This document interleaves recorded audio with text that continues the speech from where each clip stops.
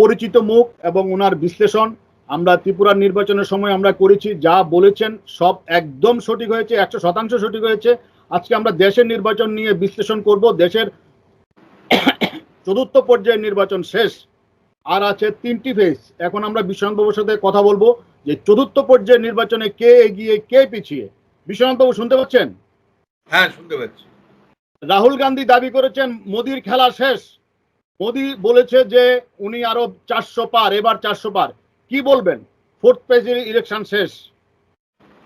না, দেখুন, এই মুহূর্তে যেটা চলছে সেটা হলো রাজনৈতিক ভাবে চাপ তৈরি করা, সাইকোলজিক্যাল চাপ তৈরি করা।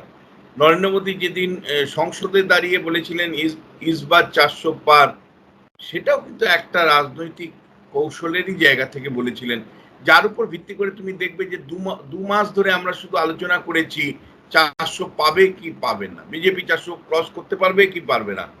ফলে এই ন্যারেটিভটা, মানে রাজনীতি ন্যারেটিভের উপর ভিত্তি করে চলে। নির্বাচনী রাজনীতিতে ন্যারেটিভের বিরাট গুরুত্ব আছে। পলিটিক্যাল ন্যারেটিভ সেট করা রাজনৈতিক দলগুলোর একটা বড় কাজ। ফলে যখন সংসদে দাঁড়িয়ে নরেন্দ্র মোদী 400 পারের কথা বলেছিলেন, কংগ্রেস সমেত সমস্ত বিরোধী দলকে কেবল প্রতিহত করতে হয়েছিল 400 পাবে না, পাবে না, পাবে না। আর বিজেপি বলে গেছে 400 পাবে পাবে। এবার 400 মানে বিজেপি ক্ষমতায় আসবে না, এটা কোথা থেকে তারা ন্যারেটিভটা তৈরি করলো কংগ্রেস দল বা বিরোধী দলগুলো? এই যে পর্যন্ত 4টে পর্যায়ে নির্বাচন হয়েছে সেখানে দেখা যাচ্ছে যে ভোটাররা কম ভোট দিচ্ছেন। এই কম ভোটকে কেন্দ্র করে তাদের ধারণা তৈরি করার চেষ্টা করছেন তারা, যে কম ভোট পড়ার ফলে এর ক্ষতি সবচেয়ে বেশি বিজেপির হবে, নরেন্দ্র মোদীর হবে। যদিও বাস্তবে আমরা জানি যে মানে সেফোলজির সাথে কম ভোট পড়ার সরাসরি সম্পর্ক সবসময় আছে, এই কথা বলা যায় না। বরঞ্চ কম ভোট পড়লে শাসক দলেরই লাভ, কারণ শাসক দল এর পক্ষ নিয়ে মানুষ ভোট দিতে মানে দেয়, কিন্তু পরিবর্তনের সময় অতিরিক্ত ভোট পড়ে, আমরা সেটা জানি, সেফোলজিতে সাধারণত সেটাই হয়।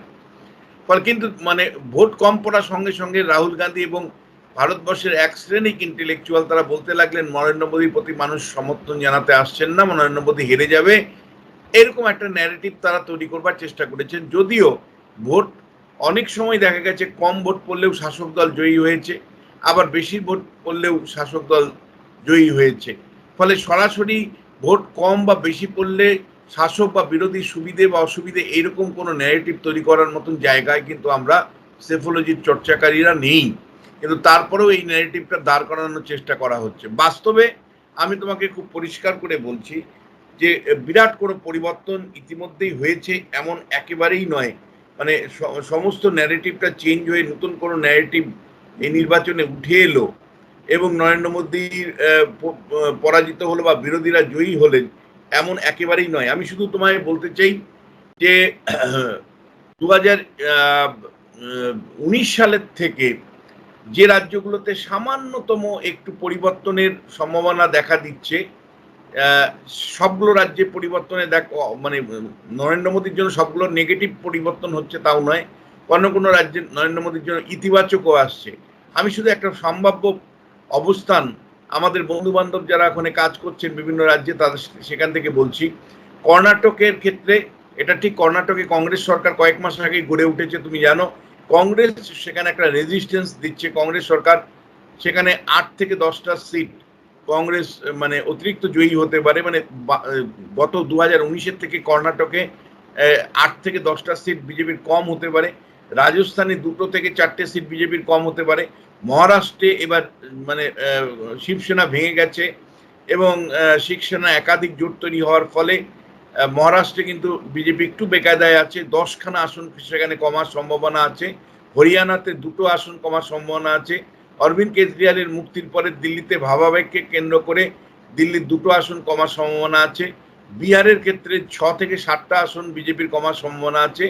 আর পাঞ্জাবের ক্ষেত্রে 2টো আসন কমার সম্ভাবনা আছে। এটা যেমন বিজেপির ক্ষেত্রে কমার সম্ভাবনা আছে, বিজেপির আসন বাড়বে কোথায়? আমরা যারা মনে করছি উত্তরপ্রদেশে বিজেপির আসন 5 থেকে 8টা আসন বাড়বে। ওড়িশার ক্ষেত্রে 3 থেকে 4টা আসন বাড়ার সম্ভাবনা আছে। আসামের ক্ষেত্রে 2টো আসন বাড়ার সম্ভাবনা আছে। অন্ধ্রপ্রদেশে টিডিপি এবার জোট সঙ্গী হয়েছে। অসমে অন্ধ্রপ্রদেশের 10খানা আসন বিজেপির বাড়ার সম্ভাবনা আছে, তেলেঙ্গানাতে 2টো আসন বাড়ার সম্ভাবনা আছে, তামিলনাড়ুতে পিএনকের সাথে অ্যালায়েন্স হয়েছে, এখানেও 1 থেকে 2টো আসন বাড়ার সম্ভাবনা আছে। অর্থাৎ যোগ বিয়োগ যদি করা যায় তাহলে কিছু রাজ্যে যেমন বিজেপির ক্ষতি হওয়ার সম্ভাবনা আমরা দেখতে পাচ্ছি, তবে অধিকাংশ মানে অনেক রাজ্যেই আবার মানে বিজেপির আসন বাড়ার সম্ভাবনা আছে। সব মিলে বিজেপি বা এনডিএ জোট চতুর্থ দফার পরেও যে এগিয়ে আছে এবং তারাই যে সরকার গঠন করবে এ নিয়ে অন্তত আমার কোনো সংশয় নেই। আমরা ভারতবর্ষের যদি পূর্ব ভারতবর্ষ থেকে যদি তাকাই তাহলে পূর্ব ভারতবর্ষ থেকে দক্ষিণ ভারতবর্ষের রাজ্যগুলোতে বিজেপির ভীষণভাবে আমি পূর্ব ভারতের দিকে একটু পরে আসছি। একটা জিনিস, আপনি দীর্ঘদিন ধরে অধ্যাপনার কাজ করেছেন, এই বিষয়ে আপনি কাজ করেছেন দীর্ঘদিন, সারা দেশ জুড়ে কাজ করেছেন। একটা জিনিস মানে একটু পরিষ্কার হওয়া ভালো যে ভোটাররা কেন ভোট কেন্দ্রে আসছে না। টোটাল অ্যাভারেজ গতকাল যেটা ইলেকশন কমিশন দিয়েছে অ্যাভারেজ 65%। তাহলে ভোটাররা কেন আসছেন না, এই কারণটা কি? ভোটাররা আসছেন না কেন? এর এর অঞ্চল ভেদে তফাৎ আছে, কিন্তু সাধারণভাবে আমি বলবো যে নরেন্দ্র মোদীর একটা স্লোগান কিন্তু বিরাট ক্ষতি করেছে, ওই ইসবার 400 পার, এই যে স্লোগান, এই স্লোগানের ফলে বিজেপির অনেক কর্মী সমর্থক যারা বিদেশ থেকে আসে, দেশের মধ্যেও এক প্রান্ত থেকে আরেক প্রান্ত গিয়ে আরএসএস এর কর্মী সমর্থক যারা মনে করেন যে এটা তাদের দায়িত্বের মধ্যে পড়ে বিজেপিকে জয়ী করা, তারা একটা অংশ কিন্তু মনে করছে যে জয়ী তো হবেই দল, 400 পারও হয়ে যাবে, ফলে আমার ভোটটা অতিরিক্ত কোনো গুরুত্ব আছে কিনা সেই প্রশ্নটা তারা তুলছেন। অর্থাৎ মোদী যখন 400 পারের কথা বলছেন সেখানে অতিরিক্ত আত্মবিশ্বাসের ফলে বিজেপি কর্মী সমর্থকদের একটা অংশ যেমন ভোট দিচ্ছে না, আবার এই 400 পার মানে বিজেপি নিশ্চিত জয়ী হবে, ফলে বিরোধী পক্ষেরও একটা ভোটার কিন্তু মনে করছেন যে তাদের পয়সা খরচ করে বিদেশ থেকে এসে বা দেশের এক প্রান্ত থেকে আরেক প্রান্তে গিয়ে মানে কংগ্রেস দল বা অন্য কোনো বিরোধী দলের হয়ে ভোট দিয়ে লাভ নেই, কারণ এবারও তৃতীয়বারের জন্য মোদী ক্ষমতায় আসবেন। ফলে মোদীর ওই স্লোগান শাসক তো বটেই, বিরোধী পক্ষকে কিন্তু নিরুৎসাহিত করেছে অতিরিক্ত ভাবে তৎপর হতে ভোট কেন্দ্রে দানে ভোট দিতে দেওয়ার ক্ষেত্রে। এটা একটা দিক। আরেকটা হলো যে তুমি যদি লক্ষ্য করো তাহলে 2019 থেকে এবার তাপমাত্রা, গড় তাপমাত্রা কিন্তু 3.2% বেশি ছিল। ফলে প্রথম 3টে পর্যায়ে এখন পর্যন্ত যে অবস্থা, তাতে 2019-এর থেকে তাপমাত্রা অনেক রাজ্যে বেশি ছিল, পশ্চিমবাংলা সমেত। এটা আরেকটা তৃতীয় কারণ যে তাপমাত্রা বৃদ্ধির ফলে বয়স্ক মানুষ বা অনেক মানুষই কিন্তু উত্তর মধ্য ভারতবর্ষে তারা কিন্তু এবং পশ্চিম ভারতবর্ষে তারা কিন্তু ভোটমুখী হতে পারেননি তাপের মানে অতিরিক্ত তাপ বৃদ্ধি থাকার ফলে। তৃতীয় যে কারণটা আমি বলবো, পশ্চিমবাংলার মতন রাজ্য বা বিহার এবং উত্তরপ্রদেশের মতন রাজ্যে যেখানে মাইগ্রেন্ট লেবার আছে, তুমি জানো উত্তরপ্রদেশ, বিহার এবং পশ্চিমবঙ্গ, সেখানে জেলায় জেলায় গ্রামে গ্রামে বহু মানুষ ভিন্ন রাজ্যে যান, ভিন্ন দেশে পাড়ি দেন, পরিযায়ী শ্রমিক হয়ে কাজ করেন। ফলে উত্তরপ্রদেশের ভোটের হার কম হওয়ার পেছনে কিন্তু এই মাইগ্রেন্ট লেবারের গল্পটা আছে। একইভাবে বিহারের ক্ষেত্রেও বা পশ্চিমবাংলার ক্ষেত্রেও তুমি যদি দেখো গত 2019-এর থেকে ভোট অনেক কম পড়ছে, তার কারণ একটা বিরাট সংখ্যক মানুষ ভিন্ন রাজ্যে গিয়ে কাজ করেন বা ভিন্ন দেশে গিয়ে কাজ করেন। এই মাইগ্রেন্ট লেবারের জন্য কিন্তু উত্তরপ্রদেশ, বিহার এবং পশ্চিমবাংলায় কিন্তু ভোটের হার কম পড়ছে। ফলে অনেকগুলো কারণ, সেই কারণগুলো কিন্তু কোনো মতেই কিন্তু জাস্টিফাই করে না যে নরেন্দ্র মোদী জয়ী হচ্ছেন বা নরেন্দ্র মোদী পরাজিত হচ্ছেন। কারণ ভোট কম পড়লেও, আমি আবারও বলছি, ভোট কম পড়লেও শাসক দলের লাভ কোনো সময় হয়, আবার ভোট বেশি পড়লেও শাসক দল অনেক সময় জয়ী হয়। যেমন 2019-এ 67.14% ভোট মানে অনেকটা রেকর্ড ভোট পড়েছিল, নরেন্দ্র মোদী কিন্তু জয়ী হয়েছিলেন। আবার কম ভোট পড়লেও বহুবার ক্ষেত্রে দেখা গেছে, যেমন 1999 সালে কম ভোট পড়া সত্ত্বেও, 2004 সালে কম ভোট পড়া সত্ত্বেও কিন্তু শাসক দল হেরে গিয়েছিল। ফলে কম ভোট পড়লে শাসক দল জয়ী বা পরাজিত হবে, এরকম কোনো কোরিলেশন বা সহজ সমীকরণ কিন্তু আমাদের জানা নেই। না, তাহলে এই যে রাহুল গান্ধী বলেন, অখিলেশ যাদব বলেন, মমতা বন্দ্যোপাধ্যায় বলেন, ওনারা তো সরকার গড়েই ফেলেছে, ওনারা বলছেন। এবং যোগেন্দ্র যাদব, আপনি জানেন যে যোগেন্দ্র যাদব একটা আভাস দিয়েছেন, যোগেন্দ্র যাদব বলছে 230-এর উপরে উঠবে না। প্রশান্ত কিশোর বলেছেন যে 300 ক্রস করবে বিজেপি, 400 তো প্রশ্নে ওঠে না। তাহলে এই যে অ্যানালাইসিস গুলো আসছে, এটার বেস কি, এগুলো ভিত্তি কি? রাহুল গান্ধী, মমতা বন্দ্যোপাধ্যায় এগুলো কিভাবে বলছে যে ওরা ওনারা সরকার গড়েই ফেলছেন, মমতা তো আউটসাইড থেকে সমর্থনই দিয়ে দিয়েছেন।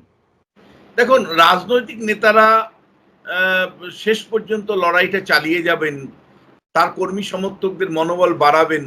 কারণ তুমি জানো যে আরো 3টে ফেজে নির্বাচন আছে, ফলে তারা চাইবেন তার কর্মী সমর্থকরা চাঙ্গা থাকুক, তাদের হয়ে অতিরিক্ত ভোট করুক। ফলে তাদের মানসিকভাবে সন্তুষ্টি বিধানের জন্যই বলতে হয় সংখ্যাগুলো। ফলে এই সংখ্যাগুলো চাপের রাজনীতি বা সন্তুষ্টি বিধানের জন্যই এই ধরনের সংখ্যাগুলো বলে তার কর্মী সমর্থকদের উৎসাহিত করে রাখা, চাঙ্গা করে রাখা, এটা আমরা বুঝতে আমাদের কোনো অসুবিধা হয় না। সেই কারণেই রাহুল গান্ধী যে সংখ্যা বলছেন, নরেন্দ্র মোদী ঠিক উল্টো সংখ্যা বলছেন। কিন্তু যোগেন্দ্র যাদবের মতন মানুষেরা যারা একসময় সেফোলজি চর্চাটা করেছেন, তারা যখন সংখ্যাটা ভাসিয়ে দেন, তখন বুঝতে হবে যে তার পেছনেও একটা পলিটিক্যাল ন্যারেটিভ আছে। যোগেন, তুমি জানো যে প্রথমে আপ দল করেছিল, আপ রাজনৈতিক দলের সাথে যুক্ত ছিল, তারপরে আপ দলের থেকে সরে গিয়ে তিনি নিজে একটা মঞ্চ তৈরি করেছেন, যে মঞ্চটা বেসিক্যালি হলো মানে বিজেপি বিরোধী মঞ্চ। ফলে তাদের আত্মা সন্তুষ্ট হয় যদি নরেন্দ্র মোদী পরাজিত হন। ফলে এইটা অনেকটাই হলো যে ভাই নরেন্দ্র মোদী হারলে আমার সুবিধে হয়, নরেন্দ্র মোদী হারলে আমার ভাবনা চিন্তা পূর্ণ হয়। ফলে এই আত্মা সন্তুষ্টির জায়গা থেকেই যোগেন্দ্র যাদব সেফোলজির থেকে যতটা না বলছেন, তার থেকে নিজ আত্মা সন্তুষ্টি বিধানের জন্যই কিন্তু সংখ্যাগুলো নিজের মন গড়ায় তিনি বলে যাচ্ছেন, যার সাথে কোনো বিজ্ঞানসম্মত ভিত্তি আছে বলে আমার মনে হয় নেই। বিশ্বনাথ বাবু, এবার যে গোটা দেশে যে নির্বাচন হচ্ছে, আপনি নির্বাচন দেখছেন, প্রায় প্রতিদিন টিভিতে বিশ্লেষণ করছেন। এবার নির্বাচনে আমরা যদি দক্ষিণ ভারত থেকে পূর্ব ভারত পর্যন্ত দেখি, মোটামুটি কি কি ইস্যু এবার নির্বাচনে মনে হয় ভোটারদের মনে দাগ কাটতে পেরেছে? দেখো, তোমাকে প্রথমেই বলবো যে এইবারে 2024-এর নির্বাচনে শুরুতে মনে হচ্ছিল রাম মন্দির একটা ইম্পর্টেন্ট ইস্যু, রাম মন্দিরের দ্বারা প্রভাবিত হয়ে ভোটাররা ভোট দিবেন। কিন্তু দিন যত যাচ্ছে, অর্থাৎ নরেন্দ্র মোদী যদি ভুল যদি বলো, নরেন্দ্র মোদী যে দীর্ঘ যে সময় ধরে নির্বাচনী শিডিউল রেখেছেন, নির্বাচনের যে সময় এত বড় বিস্তীর্ণ, এইটা কিন্তু নরেন্দ্র মোদীর পক্ষে যে খুব সহায়ক হলো তা নয়। কারণ আমরা দেখেছি অনেক ইস্যু যেগুলো ফেব্রুয়ারি মাসে অনেক বেশি বিজেপির পক্ষে সহায়ক ছিল, যেমন রাম মন্দির উদ্বোধনের পরে যে রাম লহর বা প্রবাহ আমরা দেখেছি সারা দেশ জুড়ে ছিল বিজেপির পক্ষে। সেটা সামহাও এই 2 মাস 3 মাস ধরে নির্বাচন চলছে, একটা ব্যাপক সময় ধরে নির্বাচন, বিস্তীর্ণ সময় ধরে নির্বাচন হওয়ার ফলে সেই ইস্যু কিন্তু ফিকে হয়ে আসছে। ফলে আজকের দিনে তুমি যদি আমায় বলো, তাহলে আমি বলবো যে কোনো কেন্দ্রীয় ইস্যু নেই। অর্থাৎ এই নির্বাচনে সারা দেশে কোনো সেন্ট্রাল ইস্যু নেই, there is no central issue as such. অঞ্চল ভিত্তিক ইস্যু তৈরি হচ্ছে, অনেক ইস্যু নির্মাণ হচ্ছে, পোস্ট ট্রুথ হিসাবে নির্মাণ হচ্ছে। ধরো আমাদের পশ্চিমবাংলার ক্ষেত্রে যদি তুমি দেখো, কারণ বাংলার সাথে ত্রিপুরা যেহেতু সম্পর্ক আছে, আমি তাই বলছি যে এখানে বর্তমান যারা শাসক আছে তৃণমূল কংগ্রেস, তাদের বিরুদ্ধে দুর্নীতির ইস্যুটা ছিল, এবং তার সাথে সাথে সন্দেশখালী বলে একটি অঞ্চল, সেখানে মহিলাদের উপর নির্যাতন হয়েছিল, সেই শাসক দল তার জন্য অভিযুক্ত ছিলেন। সেই ইস্যুটাকে সামনে রেখেই নরেন্দ্র মোদী প্রচারে নেমেছেন। আবার তুমি যদি কর্ণাটকে যাও, সেখানে কর্ণাটকে কিন্তু আলাদা ন্যারেটিভ, সেখানে দুর্নীতি এবং সরকার পরিচালনার ক্ষেত্রে যে স্বজন পোষণের অভিযোগ এবং বিভিন্ন ক্ষেত্রে নন গভর্নেন্স, ইতিমধ্যেই কংগ্রেস সরকার এসে যে প্রতিশ্রুতিগুলো দিয়েছেন, সেই ক্যাশ ট্রান্সফার করতে গিয়ে তারা মূল কাজগুলো করতে পারছেন না, সেগুলোকেই নরেন্দ্র মোদী অমিত শাহরা তুলে ধরছেন। ফলে এর এলাকা ভিত্তিক নানা রকম ইস্যু আমরা দেখতে পাচ্ছি। কোথাও সন্দেশখালীর মতন ইস্যু, তো আরেকটা জায়গাতে গিয়ে সেখানে কয়েক মাস আগে নির্বাচনে যে প্রতিশ্রুতি দিয়েছিল সেগুলো পালন করতে কংগ্রেস সরকার কেন পারছে না, সেই ইস্যুকে সামনে রেখে তারা ভোট চাইছেন মোদিরা। বিরোধীদের ক্ষেত্রে তুমি যদি দেখো, তাহলে রাজ্য ভিত্তিক ইস্যুর মধ্যে তফাৎ আছে, ভাবনা চিন্তায় তফাৎ আছে। তারা নরেন্দ্র মোদী, তবে সাধারণভাবে নরেন্দ্র মোদীর বিরুদ্ধে তারা এজেন্সি লাগিয়ে দেওয়া এবং বিরোধী দলকে হেনস্থা করা, এইরকম ইস্যুগুলোকে সামনে এনে তারা কিন্তু বক্তব্য রাখছে। কিন্তু দিনের শেষে আমি তোমায় বলছি, সারা ভারতবর্ষে কোনো একটা ইস্যুর উপর ভিত্তি করে নির্বাচন হয়ে যাচ্ছে এমন কোনো নয়। অঞ্চল ভিত্তিক ইস্যু উঠছে, কোনো ইস্যু গুরুত্ব এক সময় পেলেও দীর্ঘ সময় পরে সেই ইস্যুর গুরুত্ব কমে যাচ্ছে। যেমন করে রাম মন্দির 370 নম্বর ধারা, যা ফেব্রুয়ারি মাস বা মার্চ মাসে যতটা প্রভাব বিস্তার করে বিজেপিকে সহায়তা করেছে, দিন যত যাচ্ছে সেই ইস্যুগুলো কিন্তু গুরুত্ব কমছে বা ফিকে হয়ে আসছে। নতুন নতুন আবার ন্যারেটিভ নির্বাচনী প্রচারে ব্যবহার করা হচ্ছে। যেমন আমি তোমাকে একটা বলছি যে রাহুল গান্ধী সম্প্রতি বলেছেন যে তারা যদি ক্ষমতায় আসেন তাহলে তারা মাইনরিটি কমিউনিটির জন্য রিজার্ভেশনের কথা ভাববেন, অর্থাৎ মুসলিমদের জন্য রিজার্ভেশনের কথা ভাববেন। সঙ্গে সঙ্গে নরেন্দ্র মোদী কাউন্টার ন্যারেটিভ তৈরি করেছেন যে রাহুল গান্ধী ধর্মের ভিত্তিতে সংরক্ষণ করতে চাইছেন এবং এই সংরক্ষণ করতে চাইছেন তফসিলি জাতি উপজাতি ওবিসিদের যে সংরক্ষণ সেটাকে মানে নষ্ট করে। ফলে তুমি বুঝতেই পারছো যে ইস্যু উঠছে নতুন নতুন, ভাবনা উঠছে নতুন নতুন, যার উপর ভিত্তি করে প্রতিনিয়ত প্রচার পাল্টা প্রচার চলছে কোনো সেন্ট্রাল ইস্যুর উপর ভিত্তি করে। গতবার যেমন পুলওয়ামার ঘটনার পরে জাতীয়তাবাদ ছিল ১ নম্বর ইস্যু, যার উপর ভিত্তি করে নির্বাচন হয়ে গিয়েছিল। এবার কিন্তু এমন নয়, কখনো নরেন্দ্র মোদী দুর্নীতিকে ইস্যু করছে আঞ্চলিক দলগুলির বিরুদ্ধে, তো কখনো নরেন্দ্র মোদী সংরক্ষণের প্রশ্নে কংগ্রেসকে বিঁধছে, আবার কংগ্রেস সংরক্ষণের প্রশ্ন সামনে আনছে, তো কখনো কেন্দ্রের বিরুদ্ধে কেন্দ্রীয় সরকারের বিরুদ্ধে এজেন্সি লাগিয়ে দেওয়া এবং বিরোধীদের হেনস্থা করার মতন গণতন্ত্রের প্রশ্ন সামনে এনে নির্বাচনী বৈতরণী পার হতে চাইছে। ভীষণবাবু, এবার নির্বাচনে যে হিন্দুত্ব, এবার নির্বাচনে হিন্দুত্ব কি কোনো রকমের হিন্দি বলয়ে গিয়ে কি বিজেপির অ্যাডভান্টেজ হচ্ছে? না দেখো, মানে প্রথমত রাম মন্দির যখন উদ্বোধন হলো, রাম মন্দিরকে কেন্দ্র করে যে ভাবাবেগ, যে প্রচার বিজেপি করেছিল, তাতে কিন্তু একটা ডেফিনেটলি পজিটিভ প্রভাব বিজেপি দলের ছিল এবং তার সেই প্রভাবটা যথেষ্ট প্রভাবিত ছিল হিন্দু ভোটাররা। কিন্তু এটাও অস্বীকার করার উপায় নেই, যত দিন যাচ্ছে লোকাল ইস্যু কিন্তু গুরুত্ব পাচ্ছে, লোকাল রেজিস্ট্যান্স বিরোধী বা আঞ্চলিক দলগুলোর তরফ থেকে কিন্তু আমি দেখতে পাচ্ছি। ফলে যে তীব্রতা রাম মন্দিরের বা হিন্দু ভোটারের পোলারাইজেশন রাম মন্দিরকে কেন্দ্র করে, যেটা জানুয়ারি ফেব্রুয়ারি মার্চ মাসে আমি দেখতে পেয়েছি, আজকে মে মাসের শেষে এসে কিন্তু একই রকম ভাবে রাম মন্দিরের ইস্যুর প্রভাব বা হিন্দু ভোটের পোলারাইজেশন একই মাত্রায় আছে, এটা আমি বলতে পারছি না। আচ্ছা ভীষণবাবু, একটা জিনিস, মাইনরিটিদের মুড মানে অভিমুখ, ওরা কি একসাথে সব অভিমুখ নাকি মাইনরিটিদের মধ্যে বিজেপির পক্ষে কিছুটা অভিমুখ আছে? দেখো, যেখানে বিজেপি সরকারে আছে সেখানে সরকারের প্রকল্পগুলো সুযোগ নিয়ে মাইনরিটির সমর্থন কিছুটা তারা পাচ্ছেন। যেমন উত্তরপ্রদেশে সংখ্যালঘুদের একটা অংশ কিন্তু যেহেতু সরকারের সুযোগ সুবিধে পাচ্ছে, ফলে সরকারের বেনিফিশিয়ারি হিসেবে তারা তাদের একটা অংশ, বিশেষ করে মুসলিম মহিলাদের সমর্থন কিন্তু বিজেপি পাচ্ছে।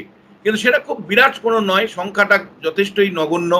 কিন্তু পশ্চিমবাংলার মতন রাজ্যে, যেখানে মমতা বন্দ্যোপাধ্যায় সিএ এনআরসির মতন ইস্যুকে সামনে আনছেন, মুসলিম ভোটারদেরকে বিজেপিকে সামনে রেখে ভয় দেখাচ্ছেন, বিজেপির জুজু দেখিয়ে মুসলিমদেরকে যেখানে ভয় দেখানো হচ্ছে পশ্চিমবাংলার মতন রাজ্যে, সেখানে মাইনরিটি ভোট অবশ্যই বিজেপির বিপক্ষে পুরোপুরি যাচ্ছে।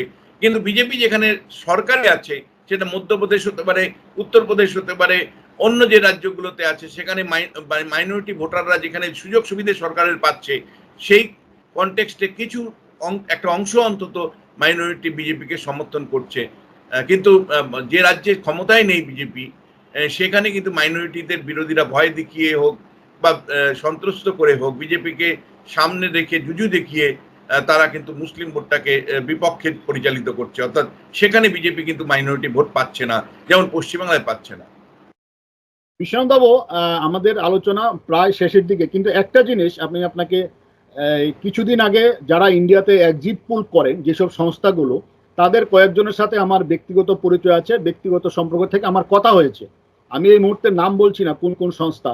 ওনারা বলছেন যে বিজেপি হয়তো ক্ষমতা আসবে, 300 আর আশপাশ সিট থাকবে, কিন্তু এই যে মুখ্যমন্ত্রী বদল করা, সিটিং মুখ্যমন্ত্রীকে অ্যারেস্ট করানো, এই যে ইডি সিবিআই, এগুলোতে বিজেপির একটু মাইনাসে হতে পারে। এ ব্যাপারে কি বলবেন? ওনাদের যা ব্যাখ্যা সেটা আমি আপনাকে বললাম, কি বলুন এই ব্যাপারে? একেবারে আমি তাদের সাথে একমত যে বিজেপি কিন্তু সিবিআই ইডিকে এক্সেস ব্যবহার করেছে। বিশেষ করে আমি বলবো নির্বাচনের আগে অরবিন্দ কেজরিওয়ালকে গ্রেপ্তার করা বা তার আগে হেমন্ত সোরেনকে গ্রেপ্তার করা, ঝাড়খণ্ডের মুখ্যমন্ত্রী, সামহাও কিন্তু বিরোধীদের ঐক্যবদ্ধ হতে সাহায্য করেছে। তুমি জানো যে ইন্ডিয়া জোট তৈরি হওয়ার পরে মমতা বন্দ্যোপাধ্যায়ের তরফ থেকে সবচেয়ে বেশি বিরোধিতা হয়েছে নানা ইস্যুতে। তারপরে তুমি জানো যে বিহারের মুখ্যমন্ত্রী নীতিশ কুমার, যিনি ইন্ডিয়া জোটের অন্যতম আহ্বায়ক ছিলেন, তিনি বেরিয়ে গেছেন ইন্ডিয়া জোট থেকে, এনডিএ জোটে শরিক হয়েছেন। ফলে ইন্ডিয়া জোট কার্যত ভঙ্গুর অবস্থায় ছিল। ইন্ডিয়া জোটকে ঐক্যবদ্ধ করতে সাহায্য করেছে বিজেপির দুটো সিদ্ধান্ত বা কেন্দ্রীয় সরকারের দুটো সিদ্ধান্ত, একটা হেমন্ত সোরেনের গ্রেপ্তার প্রথমে, তারপরে অরবিন্দ কেজরিওয়ালের গ্রেপ্তার। তাকে কেন্দ্র করে সমস্ত বিরোধী দল ঐক্যবদ্ধভাবে রামলীলা ময়দানে, দিল্লির রামলীলা ময়দানে সভা করলেন এবং তারপর থেকেই কিন্তু ইন্ডিয়া জোটের একটা মানে বলা যায় ঐক্যবদ্ধ চেহারা কিছুটা অন্তত আমরা দেখতে পেলাম। কিছু রাজ্যে তারা আসন সমঝোতাও করলো, যেমন উত্তরপ্রদেশে তারা করে ফেলেছে। এটা একটা দিক। বিহারে কিন্তু হ্যাঁ, করেছে। হ্যাঁ, একই সাথে তোমায় আমি বলবো যে এটা পুরোপুরি ক্ষতি মানে হয়ে গেছে বা বিজেপি ক্ষমতার বৃত্তের বাইরে যাবে তা নয়। বিজেপি শক্তি কোথায়? বিজেপির শক্তিটা হলো পূর্ব ভারতবর্ষ, যেটা আমি বলছিলাম, পূর্ব ভারতবর্ষ থেকে দক্ষিণ ভারতবর্ষের দিকে যদি তাকাই, মানে তোমার আসাম থেকে বা তোমার মণিপুর থেকে যদি আমি শুরু করি, মণিপুর আসাম হয়ে পশ্চিমবাংলা হয়ে তারপরে তো ওড়িশা, মানে তেলেঙ্গানা, অন্ধ্র, তামিলনাড়ু পর্যন্ত যদি তাকাই, তাহলে এখানে 250 আসন আছে। এই 250 আসনে গতবার 2019 সালে মাত্র 50টা আসন বিজেপি পেয়েছিল। আমি মনে করছি যে এবার বিজেপি কিন্তু বেশি আসন এই পূর্ব থেকে দক্ষিণ ভারতবর্ষে যদি একটা রেখাচিত্র করি, তাহলে এখানে যে রাজ্যগুলো পড়ছে সেখানে কিন্তু বিজেপি আসন সংখ্যা 2019-এর থেকে বাড়বে। 50 থেকে পেয়েছিল গতবার 250 আসনের মধ্যে পূর্ব থেকে দক্ষিণ ভারতবর্ষ। এই পূর্ব থেকে দক্ষিণ ভারতবর্ষ 250 আসনের মধ্যে বিজেপি কিন্তু 50-এর গণ্ডি ছাড়িয়ে বেশি সংখ্যক আসন পাবে। অন্যদিকে বিজেপিকে যদি হারাতে হয় তাহলে কংগ্রেসের স্ট্রাইক রেট বাড়াতে হবে। কংগ্রেস দল তুমি জানো গতবার বিরোধী দল হিসাবে 50টা মাত্র আসন পেয়েছিল এবং কংগ্রেস দলের এই 50টা আসন কোথা থেকে এসেছিল? বিজেপিকে হারিয়ে নয়, কেরালার থেকে এসেছিল। কেরালা থেকে বামপন্থী বা লেফটে হারিয়ে এসেছিল। পাঞ্জাবে মানে আকালি দলকে হারিয়ে তারা এই আসন পেয়েছিল, বা অন্ধ্র মানে তেলেঙ্গানাতে তারা বিআরএস কে হারিয়ে তারা এসেছিল। ফলে এইবার কিন্তু মানে আমরা যদি দেখি তাহলে কংগ্রেসের স্ট্রাইক রেট কিন্তু against BJP very low. Congress যখনই কংগ্রেস এবং বিজেপির সাথে সরাসরি লড়াই হচ্ছে 200 আসনের মতন আছে, সেখানে কংগ্রেসের স্ট্রাইক রেট 20%ও নয়। ফলে কংগ্রেসকে কিন্তু সরাসরি বিজেপিকে পরাজিত করতে হবে অন্তত পক্ষে 40% আসনে, তবেই কিন্তু ইন্ডিয়া জোটের সম্ভাবনা আছে, আর না হলে কিন্তু নয়। এটা এক নম্বর। দ্বিতীয় যেটা, যে কংগ্রেস এবং বিজেপিকে যদি হারাতে হয় তাহলে উত্তর ভারতবর্ষ এবং উত্তর ভারতবর্ষ এবং পশ্চিম ভারতবর্ষ, উত্তর ভারতবর্ষ মানে বিহার, উত্তরপ্রদেশ, আর পশ্চিম ভারতবর্ষ মানে গুজরাট, রাজস্থান এবং মহারাষ্ট্রে খুব ভালো রেজাল্ট করতে হবে। কিন্তু বাস্তব অভিজ্ঞতা আমাদের বলে যে এই উত্তর ভারতবর্ষে বিহার, উত্তরপ্রদেশ বা পশ্চিম ভারতবর্ষ, গুজরাট, রাজস্থান এবং মহারাষ্ট্রে বিরাট ক্ষতি হয়ে যাবে, এমন কিন্তু সম্ভাবনা আমরা দেখতে পাচ্ছি না। ফলে সেই কারণেই বলছি বিজেপি 400 স্লোগানের ভাবনাও যেমন সঠিক নয়, আবার বিরোধীরা যে দাবি করছে যে মোদি হেরে যাবে, এই স্লোগানও কিন্তু ঠিক নয়। যে যার নিজের জায়গা থেকে বক্তব্য রাখছেন ভোটারদেরকে প্রভাবিত করবার জন্য, কারণ এখনো 3 দফা ভোট বাকি আছে। তা যে যার মতন সংখ্যা বলছেন বা বাজারে সংখ্যাগুলোকে ছড়িয়ে দিচ্ছেন, মানে নির্বাচনের বাকি পর্যায়গুলো কর্মী সমর্থকদের চাঙ্গা করবার জন্য, ভোটারদেরকে প্রভাবিত করবার জন্য। বাস্তবটা আমি তোমাকে পরিষ্কার করে বলছি যে বিজেপি 300 মানে 275 থেকে 300-র মতন আসন পাবে, আর এনডিএ 290 থেকে 320-র মধ্যে আসন পাওয়ার সম্ভাবনা আছে। অর্থাৎ যে পরিস্থিতি তৈরি আছে তাতে তৃতীয়বারের জন্য মোদী সরকারেই যে ক্ষমতায় আসবে, এ নিয়ে অন্তত আমার কোনো সংশয় নেই। একদম শেষ বামপন্থীদের এবার কি দৃষ্টিতে আপনি দেখছেন? বামপন্থীদের অবস্থানটা কি দেশে? দেখো, আলাদা কোনো গুরুত্ব নেই। দেশের রাজনীতিতে বামপন্থীরা কিন্তু গত দুটো নির্বাচনে ব্যাপক পরাজয় তাদের ঘটেছে। তার থেকে বিরাট কোনো উন্নতি ঘটবে এমন কিন্তু আমি দেখছি না। আমি ত্রিপুরাতে তারা 2টো আসনে হেরেছিল, সেখান থেকে ফিরে আসবে এমন কোনো সম্ভাবনা যেমন দেখছি না। কেবলমাত্র পশ্চিমবাংলার ক্ষেত্রে আমি বলতে পারি যে বামপন্থীদের ভোট পার্সেন্টেজ বাড়তে পারে এবং তাদের একটি আসন পেলেও তারা পেতে পারে, সেটা মুর্শিদাবাদ জেলায়। গতবার 2019-এ 0 আসন পেয়েছিল, বা বিধানসভা 2021-এ তারা 0 আসন পেয়েছিল। এবার কংগ্রেসের সাথে জোটটা তারা যথেষ্ট ভালোভাবে করেছে। ফলে সেখান থেকে যদি বাম এবং কংগ্রেস পশ্চিমবাংলাতে 2টো বা 3টে আসন পায়, সেটাই বড় হবে। কিন্তু সামগ্রিকভাবে ভোট পার্সেন্টেজ তাদের 10% বেশি হওয়ার সম্ভাবনাই আমি দেখতে পাচ্ছি, যেটা তাদের 2026-এর পশ্চিমবাংলার বিধানসভা নির্বাচনের প্রস্তুতি হিসাবে দেখা যেতে পারে, কিন্তু বাম কংগ্রেস বিরাট সংখ্যক আসন পাবেন পশ্চিমবাংলার ক্ষেত্রে বা ত্রিপুরার ক্ষেত্রে এমন সম্ভাবনা আমি একেবারেই দেখছি না। আর সারা দেশে বামেরা তাদের বিরাট উত্থান ঘটবে এমন সম্ভাবনাও কিন্তু আমি কোনো মতেই দেখছি না। সর্বশেষ প্রশ্ন, আপনি যে রাজ্যে আছেন ওই পশ্চিমবঙ্গে বিজেপি, প্রশান্ত কিছু বলছে বিজেপি 1 নাম্বার পার্টি হবে, কি বলছেন? দেখো, এখনো পর্যন্ত 18টা আসনের যে ভোট হয়েছে তাতে বিজেপি 1 নম্বর পার্টি হিসাবেই আছে। 18টা আসনের ভোটের পরে বাদবাকি আরো 24টা আসনের ভোট বাকি রয়েছে, ফলে 3টে দফা বাকি রয়েছে। আমি 3টে দফা নিয়ে বলতে পারবো না। আমি শুধু বলতে চাই যে প্রথম যে 3টে দফার নির্বাচন হয়েছে উত্তরবঙ্গ থেকে দক্ষিণবঙ্গে ঢুকেছে, তাতে যদি সামগ্রিক ফল বিশ্লেষণ করি তাতে অবশ্যই 18টা আসনের মধ্যে সংখ্যাগরিষ্ঠ আসন বিজেপির পক্ষে আছে। কিন্তু দক্ষিণবঙ্গের বাকি আসনগুলোর কি ফলাফল আসবে সেটা তো ভোট হয়ে যাওয়ার পরে বলা যাবে। কারণ পশ্চিমবাংলার নির্বাচন মানে হিংসার উপর ভিত্তি করে হয়। পশ্চিমবাংলাতে বছরকে বছর সেই ট্র্যাডিশন আছে যে ভোটে রিগিং হয়, ভোটে সন্ত্রাস হয়, ভোটে বিরোধীদের আটকে দেওয়া হয়। এই পঞ্চায়েত নির্বাচন মানে জাস্ট 2023 সালে হলো, শেষ বছর। সেখানে আমরা দেখেছি 75টা মানুষের মৃত্যুর বিনিময়ে এক নির্বাচন হয়েছে। ফলে যতক্ষণ পর্যন্ত ভোট শেষ না হচ্ছে ততক্ষণ পর্যন্ত আমি কোনো প্রেডিকশন যাচ্ছি না। কিন্তু এতটুকু বলছি যে 3 দফায় যে 18টা আসনে ভোট হয়েছে সেখানে কিন্তু বিজেপি এগিয়ে আছে। অনেক ধন্যবাদ বিশ্বনাথ বাবু। আমরা এতক্ষণ শুনলাম গোটা দেশের বিশ্লেষণ। উনি পরিষ্কার বলে দিয়েছেন 300-র উপরে সিট নিয়ে এনডিএ ক্ষমতায় আসবে, ম্যাক্সিমাম 320 হতে পারে। 400 পার হচ্ছে না বিজেপি, এবং বিরোধীদের অবস্থান কোথায় এটা বিস্তারিত বলছেন। আমরা আবার নির্বাচনের পরে 1 তারিখের পরে আবার বিশ্বনাথ বাবুর সাথে যোগাযোগ করব, যেদিন আমরা এক্সিট পোল আমরা দেখাবো তারপরে যোগাযোগ করব, কাউন্টিং এর পরে আমরা যোগাযোগ করব। ধন্যবাদ বিশ্বনাথ বাবু। হেডলাইন্স ত্রিপুরা থেকে অনেক অনেক স্বাগত, অনেক ধন্যবাদ আপনাকে।